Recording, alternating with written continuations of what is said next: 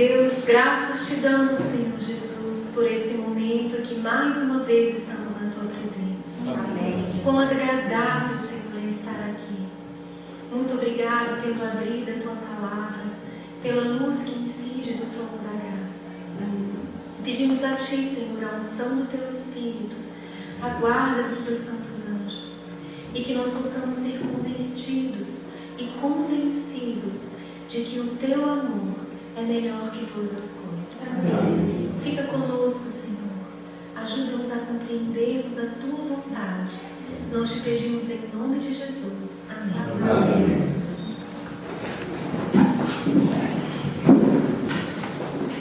Muito bem.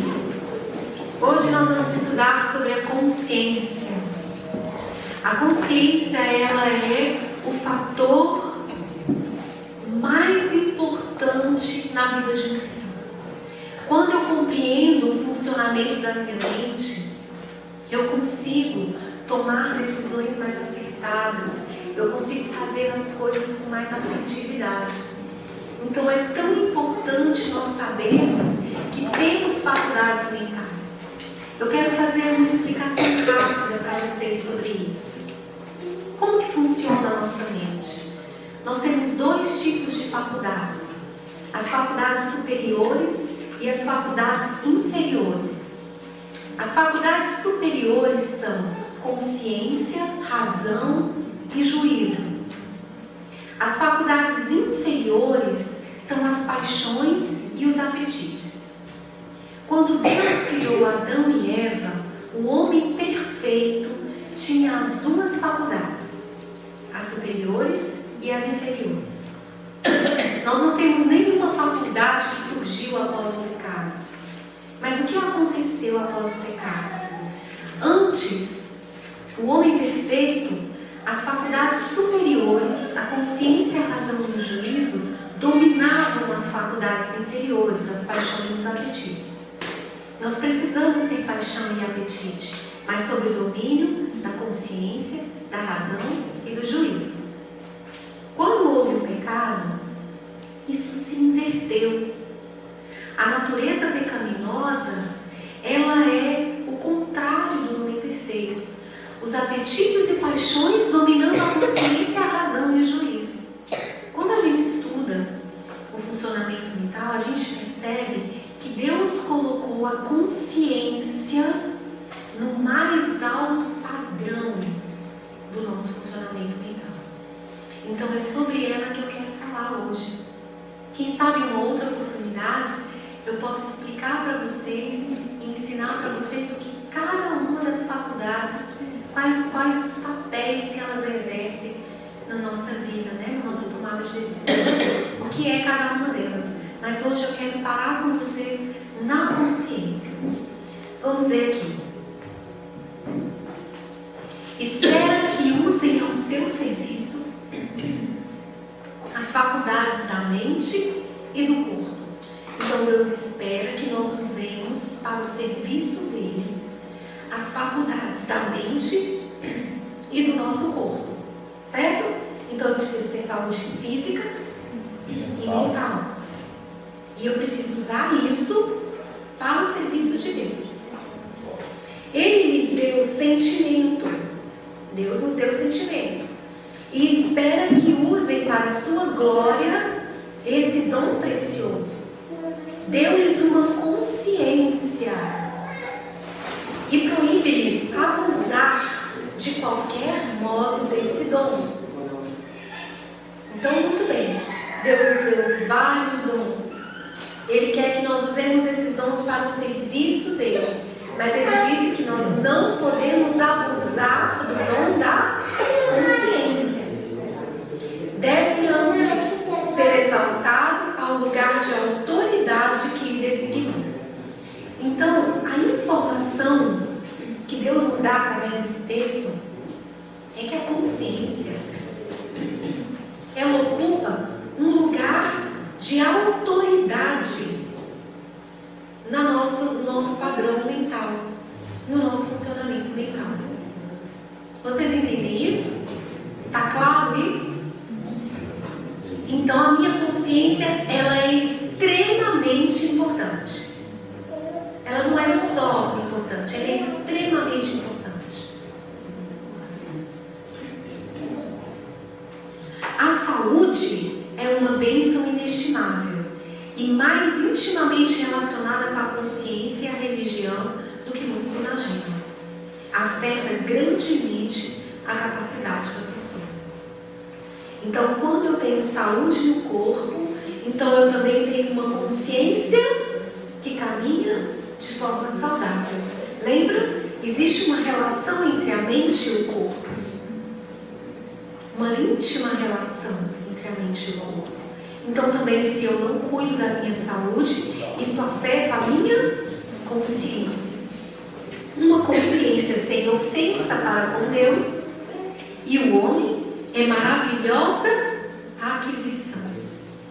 Mais uma informação: a consciência deve ser sem ofensas para com Deus e para com o homem. É aquele ditado popular, né? O senso comum, popularmente a gente fala assim, que eu não posso ter uma consciência pesada, né? Estou com consciência pesada em relação às coisas de Deus ou em relação ao meu próximo. Então aí eu não tenho boa consciência, né? Minha consciência não está sadia. Então, uma consciência que ela está em paz, sem ofensa para com Deus e para com os homens, é uma maravilhosa aquisição, porque ela não é pesada, né? Muitos entretêm a ideia de que a pessoa pode praticar qualquer ato que ela creia conscienciosamente estar certo. A questão, porém, é: tem essa pessoa uma consciência bem instruída, boa mesmo? Ou é tendenciosa e distorcida por suas próprias opiniões pré-concebidas? A consciência não se propõe tomar o lugar de um assim, diz o Senhor. Muito bem, agora eu quero dar uma explicação para vocês. Existe a boa consciência e a má consciência. Você pode estar sinceramente enganado? Sim. Você pode ir sempre, uma pessoa pode estar sempre andando segundo a consciência dela? Sim? Prestem atenção. Existe uma boa consciência e uma má consciência. A boa consciência é uma consciência que estabelece os padrões dela pela palavra de Deus. Então ela é uma consciência segura. A pessoa que tem uma consciência que os padrões dela estão baseados na sociedade ou na hereditariedade, não é uma boa consciência. Então ela não é segura, porque ela não tem um padrão seguro, uma base segura. O que é a consciência? A consciência é aonde você armazena tudo aquilo, todos os seus conceitos, tudo aquilo que você acredita como verdade, tá? Então, a sua visão do que é ser homem, do que é ser mulher, do que é ser cristão, quem é Deus, se é correto matar ou não matar, roubar ou não roubar, tudo isso está aqui na consciência. Se você é uma pessoa que aprendeu a ajudar, a dividir, ou é egoísta, tudo está aqui. São padrões. Por exemplo, hoje a sociedade ela incute na cabeça da mulher o feminismo e que a mulher ela tem que ser maior, melhor, competir com o homem. Isso está na consciência. Então a maioria das mulheres, quando elas vão tomar decisões, elas levam em consideração a competitividade com o homem. E aí as decisões começam a ficar truncadas. Mas a mulher de Deus, que conhece a palavra de Deus, que conhece a sua missão, a que Deus reservou para a mulher, quando ela vai tomar a decisão, ela vai levar em consideração o feminismo? Não, porque ela acredita em outra coisa. A visão dela é outra do que é ser mulher. Então as decisões e os padrões conscienciosos dela são outros. Compreendem? Por isso que existe uma boa e uma má consciência. Se fosse para vocês serem guiados guiados pela consciência, e a consciência de vocês estivesse pautada na sociedade, vocês não estariam aqui hoje. Vocês só gastaram o dinheiro de vocês, o tempo, as energias para estar aqui no congresso, no campo, porque vocês acreditam em Deus. Porque vocês receberam uma mensagem e vocês querem viver de uma forma diferente da sociedade. Senão vocês não estariam aqui. Vocês estão aqui não porque foram obrigados a estar, mas conscienciosamente. Percebem o valor da consciência? Percebe quando tudo muda? Mas uma pessoa do mundo, ela pode estar conscienciosamente tomando uma decisão de estar hoje num churrasco, em algum lugar, e achar que lá é o melhor lugar. Mas ela está sinceramente enganada. Essa consciência dela é segura? Não.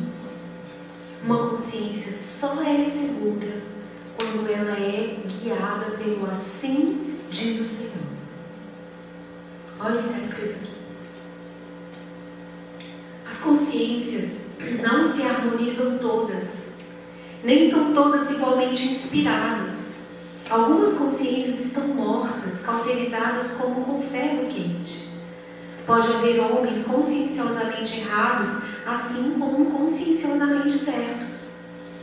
Paulo não cria em Jesus de Nazaré e caçava os cristãos da cidade, de cidade em cidade, verdadeiramente crendo que estivesse ao serviço de Deus. Viu só? Paulo fazia isso.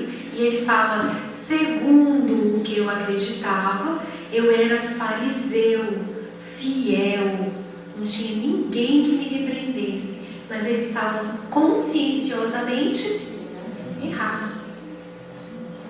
Assim como nós também podemos estar.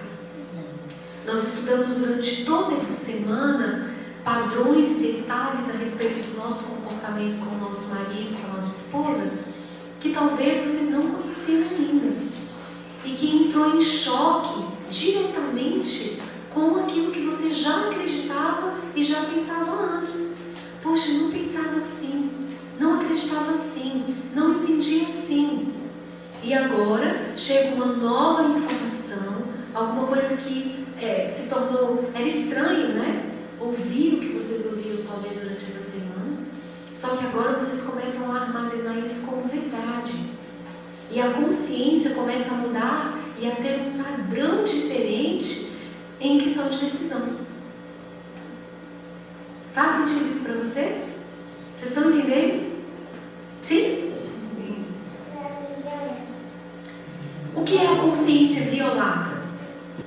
A consciência, uma vez violada, fica grandemente enfraquecida. Carece da força de constante vigilância e oração incessante. A consciência violada torna-se um tirano sobre outras consciências. O que é a consciência violada? Quando você acredita em alguma coisa e você faz outra. Quando você crê, por exemplo, que o sábado é o dia do Senhor, digno de honra, digno de descanso, que você precisa adorar a Deus no santo sábado, só que você vai e viola esse entendimento, passa por cima desse entendimento e trabalha no sábado. Como que você fica? Destruído mentalmente, porque você sabe que você errou, porque você acredita que o sábado é o dia do Senhor. E o que ela está dizendo aqui? Uma consciência violada, ela carece de força, de constante vigilância e oração incessante. Por quê? Porque você começa a enfraquecer moralmente. Você começa a achar que então você não pode confiar em si mesmo. Viu como isso é sério? Cada vez que você entende uma verdade, que você acredita em alguma coisa como verdade e que você passa por cima daquilo que você acredita, você está violando a sua consciência. E normalmente, queridos, quem viola a consciência, é como está nesse verso aqui embaixo, quem costuma violar a consciência se torna um tirano para a consciência de outras pessoas. É o formalismo seco. A pessoa, ela não está praticando, ela tem alguma coisa velada que ela não põe em prática, mas ela vai lá na outra pessoa e fica espremendo ela e forçando ela e subjugando ela e falando: você é um pecador, você não está fazendo o correto. Mas na verdade ela está escondendo a própria violação da sua consciência. Portanto, quando nós estivermos muito acusadores, acusando demais os nossos irmãos, vai estar em oração e vai fazer uma análise pessoal. Aonde que você está violando a sua consciência? Para você se tornar um tirano para os outros. Importante, não é? É muito sério isso. Por isso a gente tem que guardar a nossa consciência em fidelidade ao Senhor. Tá? Quando, rejeitando a luz que Deus lhes deu, os homens abusam da consciência e a pisam aos pés, estão em terrível perigo. Periclita seu futuro bem-estar eterno. Abusam da consciência e pisam aos pés. Vocês entendem isso? Transgressão é abuso da consciência. Quando você entende o que você tem que fazer, mas você escolhe fazer o inverso do que você deveria. Isso é abusar da consciência, é pisar a pés. Então, durante essa semana, a gente estudou sobre o nosso comportamento com o nosso cônjuge, conversamos sobre como isso é importante diante dos olhos do Senhor, e vocês receberam luz. Quando vocês chegarem em casa, vocês vão fazer testes de obediência. Vocês vão tentar, porque vocês conheceram que isso é luz e que é necessário fazer assim. Então, quando vocês estiverem se esforçando para obedecer, entregue o coração para Jesus e nunca deixe de dar pelo menos um pequeno passo na direção certa. Porque senão, a luz se torna em trevas para a gente.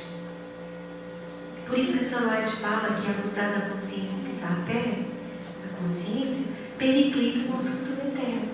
Porque a luz que você recebeu se torna em trevas para você. Por isso, quando voltar para casa, nem que seja um pequeno passo, mas dê na direção certa.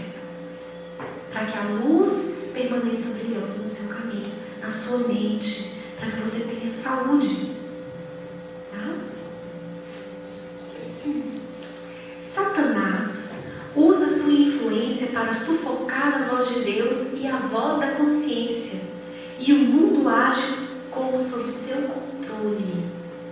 Os homens o escolheram como líder seu, estão sob sua bandeira, não querem ir ter com Cristo para que tenham vida, possuídos de esquemas de prazer e divertimento, porfiam por aquilo que perecerá com o uso. O que a senhora está querendo dizer aqui? Ela está mostrando para a gente quem é o nosso inimigo. Quem é o inimigo da nossa consciência? Satanás. Ele é o originador da doença, tá? Quem é que põe doença mental e doença física? Satanás. Através de quê? Da nossa condescendência com o pecado. O que ele faz? Vocês ouviram mensagens importantes, contundentes, para a salvação da alma de vocês. Só que o que o inimigo vai fazer? Ele vai sobrecarregar vocês para sufocar as decisões importantes que vocês tomaram aqui durante esses dias. Esse é o emprego dele. O emprego dele é sufocar a boa semente lançada em terra boa. Lembra da parábola do semeador? É isso. Ele vai colocar pedras, espinhos, cardos, abrolhos, passarinhos para comer a semente. Então fiquem atentos, porque a obra do inimigo é afastar você de tomar decisões conscienciosamente, com poder poder de decisão segundo aquilo que você acreditou, aquilo que você entendeu como verdade.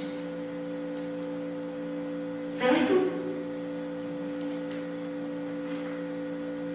Aquele que, após ouvir a verdade, lhe volve costas, porque aceitá-la retardaria seu êxito em ramos de comércio, afasta-se de Deus e da luz, vende a alma em mercado barato, sua consciência será sempre indigna de confiança. Fez uma barganha com Satanás, violando a consciência, que se conservada pura e sincera, teria sido de mais valor do que o mundo todo. Aquele que recusa a vida participa do fruto da desobediência, como fizeram Adão e Eva no Éden. Adão e Eva fizeram isso. Fizeram uma barganha com Satanás. Eva, ela sabia que ela não podia estar ali na árvore do conhecimento do bem e do mal. Primeiro, que ela não deveria ter saído sozinha sem o marido dela, porque Deus tinha aconselhado isso. Percebam que ela vai quebrando os conselhos de Deus. Aí ela vai e se aproxima da árvore. O que acontece com ela? Satanás estava à espreita, esperando. Tanto que o Espírito de Profecia fala que Satanás, ele estava lá na terra, estava aqui na terra, e ele estava observando o funcionamento das coisas ali. E quando ele viu o casal, ele mesmo ficou horrorizado com o planejamento funesto que ele tinha planejado contra eles. Ele mesmo percebeu que era terrível acabar com a felicidade daquele casal. Mas ele não parou. Ele foi em frente com as ideias dele. E ele ficou à espreita de Eva ali na árvore. Quando Eva se aproxima da árvore, uma voz externa, a de Deus, oferece para ela alguma coisa e sugere para ela que ela duvide da palavra de Deus, que ela não creia no que Deus falou, que talvez, olha a sugestão, talvez o que Deus tenha falado para você não seja realmente aquilo e que Deus quer estragar o seu prazer. Uma voz externa à palavra de Deus. É disso que está falando aqui. Quando você viola a sua consciência, depois que Deus te deu luz, depois que Deus te deu certeza do que você tem que fazer, e você viola a sua consciência porque uma voz externa sugere outra coisa para você e coloca em dúvida o que Deus te falou e o amor de Deus. Qual é o resultado disso? Natureza pecaminosa, transgressão, doença mental. Então a fidelidade àquilo que você acredita, a fidelidade que você vai ter com o conhecimento que você adquiriu, é vida para a sua alma. É fortaleza moral, é decisão moral que você vai ter. Força moral é consciência firme. Entende? Entende como isso é importante? A nossa consciência nos guia. São os olhos a lâmpada do corpo. Se os teus olhos forem bons, todo o seu corpo será luminoso. Se porém os teus olhos forem maus, todo o teu corpo estará em trevas. Portanto, caso a luz que em ti há sejam trevas, que grandes trevas serão. Caso a luz que você recebeu não seja praticada, não seja lâmpada que ilumine o seu caminho, caso a luz que você recebeu, ela não seja vida para você, ela não santifique você, então ela vai ser grandes trevas, vai atrapalhar a sua vida. Por isso que Jesus falou para os discípulos: bom, agora que vocês pretendem conhecer, vocês estão culpados.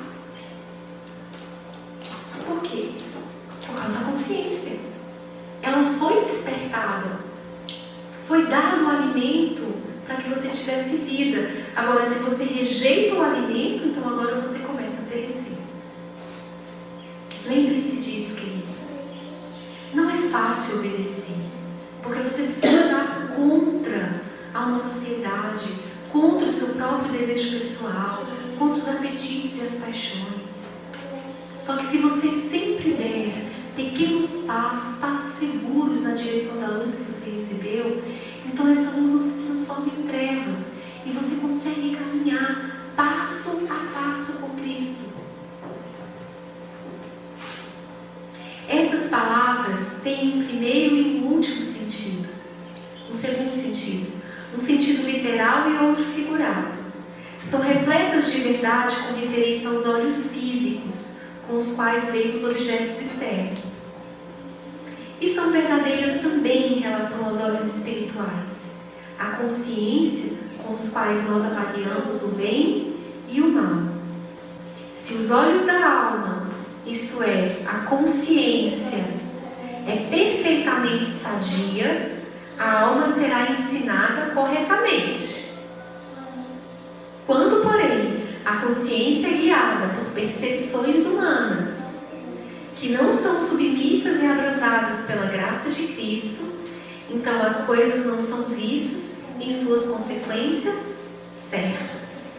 A imaginação é trabalhada e os olhos da mente veem as coisas a uma luz falsa, distorcida.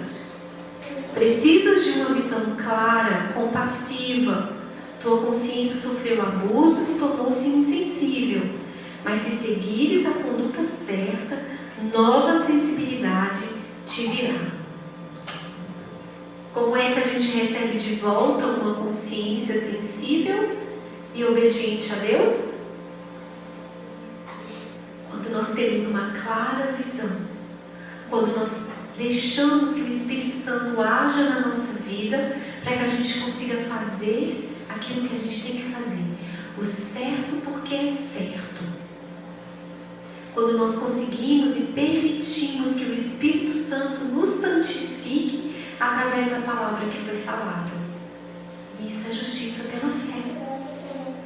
Quando você permite que a palavra de Deus entre na sua mente como verdade absoluta e você crê nessa verdade, então naturalmente você vai praticar. Se você tiver dúvidas, que as dúvidas elas são lançadas por Satanás, se você permanece na dúvida, na incredulidade, então o que acontece com a promessa da palavra de Deus? Não vai acontecer para você. E grandes trevas se tornarão. Portanto, não desanimem. Vocês ouviram muita coisa fez sentido para vocês. Vá passo a passo praticando isso dia após dia. Não perca a luz. Permite que o Espírito Santo cultive, abrande o coração de vocês durante o restante dos dias que se passarem, até a próxima vez que vocês ouvirem a mensagem de novo. Busquem ao Senhor enquanto vocês podem achar. Nos momentos de oração, exercite aquilo que vocês escutaram aqui. No dia a dia, dentro de casa, nos relacionamentos, pratique nem que seja o mínimo que você conseguir, mas ponha em prática para que a luz permaneça acesa. Precisamos de azeite nas nossas vasilhas. Precisamos permitir que a lâmpada do Espírito permaneça espevitada no nosso coração. Nós não podemos viver essa luz apenas quando estamos aqui entre irmãos. Precisamos levar Jesus daqui para casa. Precisamos suplicar a Cristo: Senhor, vai comigo. Foram tão bons os dias aqui, mas permanece comigo e permite que toda a tua obra se faça em mim. Porque assim, a vida do cristão vai ser uma vida de descanso nas promessas do Senhor. E teremos boa consciência para a glória de Deus. Mas dirá alguém: minha consciência não me condena por não estar guardando os mandamentos de Deus. Na palavra de Deus, porém, lemos que há boas e más consciências. E o fato de não te condenar a tua consciência por não guardares a lei de Deus, não prova que estejas sem condenação à vista divina. Leva a tua consciência para junto da palavra de Deus e vê se tua vida e caráter estão de acordo com a norma de justiça que Deus ali revelou. Poderás então determinar se tens ou não tens uma fé inteligente e que espécie de consciência é a tua. A consciência do homem não merece confiança a menos que esteja sob a influência da graça divina. Vai avaliar, faz um crivo, faz um pente fino em tudo que você tem conhecido durante esses dias e aquilo que você estava acreditando antes. Senta um dia debaixo de uma árvore, sozinho na presença do Senhor, e tira tempo para pensar, para meditar, para ponderar. Não deixa que a correria da vida te leve a uma má consciência e você acabe perdendo pela estrada as sementes da verdade que você recebeu. Porque aí os passarinhos vêm e comem tudo. Quando você olhar para trás, você não vai se lembrar do que foi que você ouviu. Como era mesmo? Passarinho comeu. Caiu pela estrada pela pressa com que você saiu. Então, você precisa parar um momento para refletir. Para isso que serve um momento de oração. Para você ponderar as promessas. Para você refletir sobre qual é a justiça de Cristo. Quais são as reivindicações do Senhor para a minha vida. A salvação que tem vindo para a minha alma. Ponderar sobre isso. Refletir sobre a minha mudança de pensamento, sobre aquilo que Deus quer para mim. É preciso parar, porque se você for com muita pressa, cai tudo no chão e você fica sem nada. Satanás se prevalece de uma consciência não iluminada e assim leva os homens a toda sorte de enganos, porque não fizeram da palavra de Deus o seu conselheiro. Perderam o conselho. Aonde que você deixou? Não sei, caiu da minha mão. Por que caiu? Porque foi com pressa demais. Não parou para pensar. É preciso refletir. É preciso digerir a mensagem depois. Muitos têm forjado o evangelho seu próprio, da mesma forma que substituíram a lei de Deus por outra de sua própria feitura. Não modele a mensagem de acordo com o que fica bom para você. Não faça isso. Receba a mensagem, receba a luz assim como ela é. E peça poder ao Senhor para que isso seja verdade na sua vida, da forma como Deus disse. Que assim diga o Senhor na sua vida. Traga a luz assim como ela brilhou a primeira vez. Não modifique para que você possa ajustar segundo aquilo que fica bom. Ah não, para mim não fica bom assim, não consigo, eu acho que eu vou fazer mais ou menos. Não faça isso. Grandes trevas se transformarão. Pegue a luz assim como Deus a tem colocado dentro do seu coração. Segura firme a semente da verdade. E caminhe, ainda que passo a passo, mas caminhe e fique com Cristo. Não basta ao homem julgar-se seguro seguindo os ditames de sua consciência. O ponto a ser assentado está a consciência em harmonia com a palavra de Deus? Senão, não pode ser seguida com segurança, pois enganará. A consciência precisa ser esclarecida por Deus. Importa que se consagre tempo ao estudo das Escrituras e à oração. Assim se estabelecerá a mente e fortalecerá e fixará. Se vocês chegarem em casa e a palavra de Deus não continuar sendo alimentada dentro do seu coração, as sementes que foram lançadas serão sufocadas pelos cuidados diários da vida, pelas preocupações da vida. E as promessas que foram lidas aqui durante toda essa semana não vão fazer o efeito poderoso que deveriam fazer. Alimente-se da palavra de Deus. Assim como Deus mantém a erva do campo, como o Ivan explicou, que Deus sempre mantém, não é uma vez e assim para sempre, não. Deus está mantendo. Assim também a gente precisa manter a palavra de Deus, a chama acesa, através do estudo da Bíblia e do Espírito de profecia. Busque alimento para a sua alma.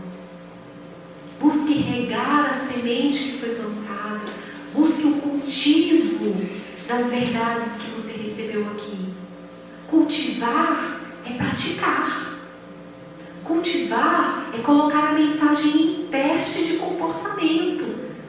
É viver.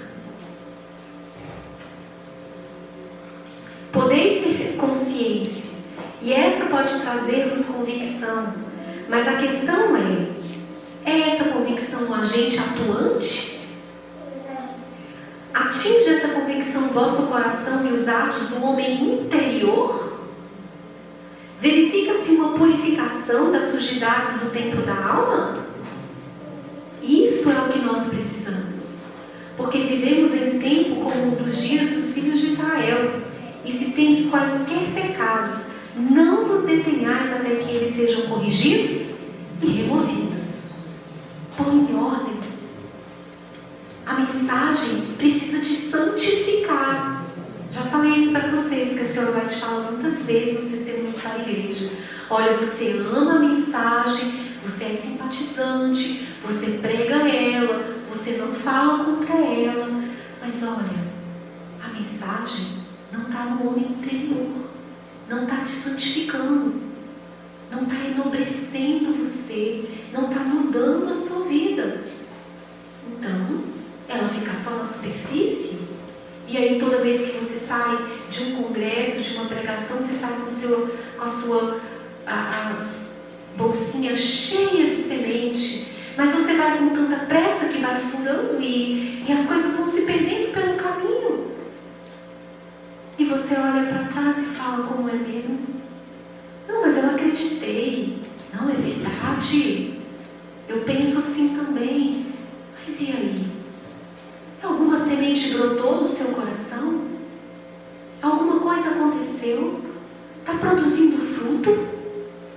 Porque nós vimos várias vezes que esses frutos precisam espalhar pela terra. É necessário que eu seja luz. É necessário que os raios do sol da justiça brilhem sobre o mundo. E isso precisa acontecer na minha vida antes que eu possa dar para os outros. A semente está nascendo. Está no homem interior. Foi plantada. Porque se ela não foi plantada, se ela só ficou dentro do seu saquinho para você levar para casa, então uma hora você vai perder.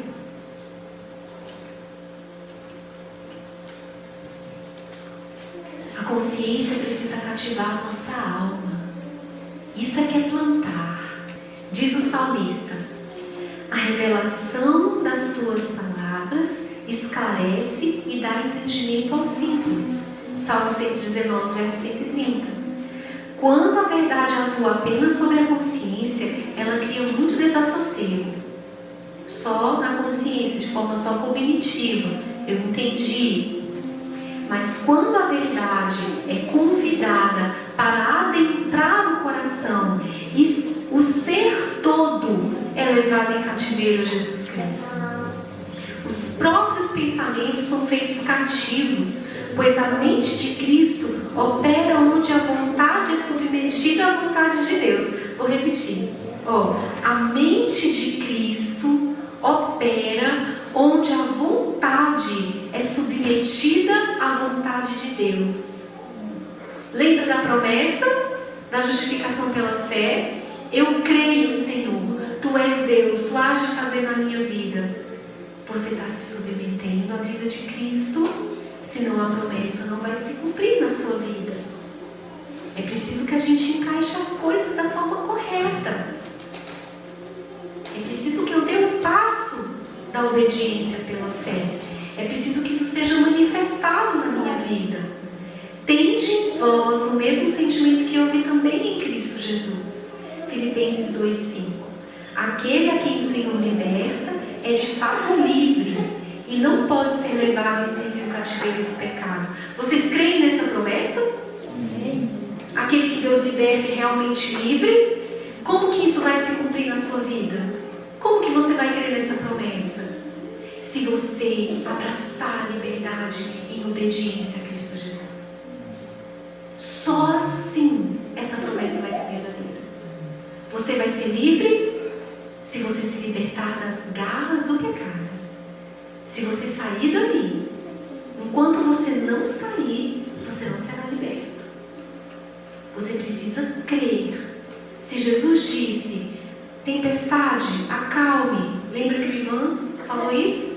De onde Jesus tirou aquilo? Ele exemplificou. Ele leu nas Escrituras. E se Jesus não tivesse praticado o que ele tinha lido, a tempestade tinha acalmado, sim ou não? Não. Jesus teve que agir segundo a consciência dele, segundo aquilo que ele tinha administrado na mente dele como verdade, como soberana vontade de Deus. Ele creu e ele praticou segundo aquilo que ele leu. É assim também que nós devemos ser. Procure nas Santas Escrituras o que eu devo fazer, como que deve ser, o que Deus ensina sobre isso, e faça, e você vai receber poder do céu para que essa promessa se cumpra na sua vida. Amém. Por sua consciência, todo judeu sincero se convencia de que Jesus Cristo é o Filho de Deus, mas o coração, em seu orgulho e ambição, não se rendia, mantinha uma oposição à luz da verdade, a qual estavam decididos a resistir e negar. Prestem atenção nisso. Quando a verdade é considerada como tal apenas pela consciência, quando o coração não é estimulado e tornado receptivo à verdade tão somente agita a mente, você só fica preocupado. Foi dito isso lá. Foi dito, eu entendi, eu tenho que fazer diferente, mas fica só aqui agitando, só fica te apontando, mas não entra no seu coração. O judeu, ele tinha isso. Quantas vezes lá no Desejado de Todas as Nações, naquele momento da crucifixão, a senhora White comenta, ela fala que os sacerdotes e os sumos sacerdotes, eles tiveram plena convicção da divindade de Jesus Cristo. Ele era o Filho de Deus. Eles tiveram a convicção plena. O Espírito Santo falou com eles. Está escrito claramente isso lá no Desejado. Mas eles resistiram à voz do Espírito. E eles não quiseram introduzir essa verdade na alma deles e se subjugar à divindade do Senhor Jesus. Então, queridos, para que seja verdade, para que seja coerente na nossa vida, isso tem que entrar no homem interior, não só te agitar, tem que te transformar. Mas quando a verdade é, como tal, recebida no coração, ela passou através da consciência e cativou a alma por seus puros princípios.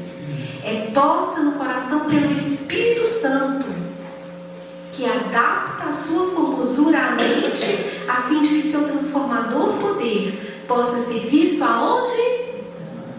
No caráter. Quando nós estamos falando de fruto do Espírito, nós estamos falando de caráter transformado. Quando nós estamos falando de justiça pela fé, nós estamos falando de alguém que recebe prontamente o amor de Cristo, e essa obediência passa para a vida inteira e ilumina o mundo, porque esse é o objetivo. A consciência precisa ser limpa, queridas. Quando o pecado luta pelo predomínio no coração, quando a culpa oprime a alma e sobrecarrega a consciência, quando a incredulidade obscurece a mente, lembrai-vos de que a graça de Cristo é suficiente para subjugar o pecado e banir a escuridão. Isso é uma promessa. Vamos ler de novo. A graça de Cristo é suficiente para subjugar o pecado e banir a escuridão.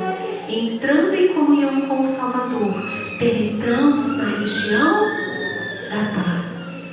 É preciso limpar a nossa consciência, pedir perdão a Jesus e falar: Senhor Jesus, eu creio em nome de Jesus que hoje eu estou reconhecendo o meu pecado, reconhecendo que eu fiz mal diante dos teus olhos e confiando no sangue de Jesus Cristo que me limpa e me salva e traz paz ao meu coração.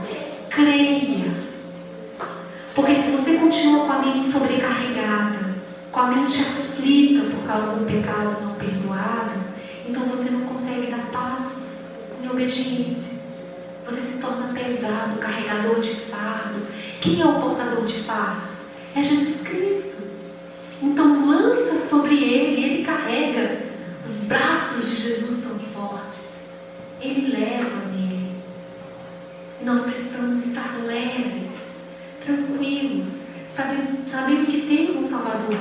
A grande diferença, queridos, entre uma pessoa do mundo e um cristão é que ele tem um Salvador. Ele tem quem carrega para ele. Ele não carrega. Quem carrega é Jesus. Então você tem liberdade vinda do trono da graça para você recomeçar. Olha que maravilha. Eu tenho a autorização do céu, pelo sangue de Jesus Cristo derramado na cruz do Calvário por mim, de recomeçar,